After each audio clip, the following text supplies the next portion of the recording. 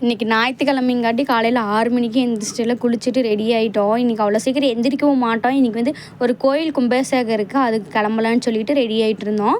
First தம்பியை மட்டும் ready பண்ணி வச்சாச்சு. பாப்பா வந்து கடைசியாக ரெடி பண்ணிக்கலான்னு சொல்லிவிட்டு நான் வந்து சிம்பிளாக குதிரவால் போட்டு நம்ம சொட்டை தெரியாது இருக்கிறதுக்காக கொஞ்சம் முடி எடுத்து நான் முன்னாடி விட்டுக்கிட்டேன். எனக்கு கொஞ்சம் நல்லாவே ஏற்ற மாட்டேன். அப்புறம் சிம்பிளாக ஒரு ஸ்டிக்கர் போட்டு வச்சுட்டு சந்தனம் குங்குமம் அவ்வளோதான். நான் பவுட்ரு கூட அடிக்கல, கண்மை ஐலைனர் எதுவுமே வைக்கல, சிம்பிளாக ரெடி ஆகிருந்தேன். எனக்கு இப்படி இருந்தால் தான் ரொம்ப ரொம்ப பிடிக்கும். ஐலைனர் கண்மையெல்லாம் வைப்பேன், ஆனால் அவசரத்தில் எங்கே இருக்குதுன்னு தெரில, எடுத்து வைக்கவும் டைம் இல்லை. அப்புறம் பாப்பாவே ரெடி பண்ணிவிட்டு கோயிலுக்கும் போயாச்சு.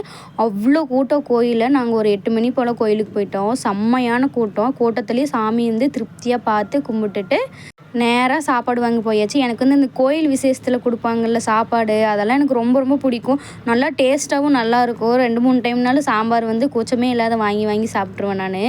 எல்லாமே சூப்பராக இருந்தது. சாம்பார், ரசம், தயிர், வாழைக்காய் பொரியல் எல்லாமே வச்சுருந்தாங்க.